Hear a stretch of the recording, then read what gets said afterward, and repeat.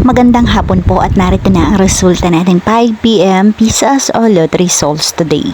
Ngayong araw na Miyerkules, June 24, 2026. At para po sa draw natin ngayon ay ang 2D Lotto at ang 3D Lotto.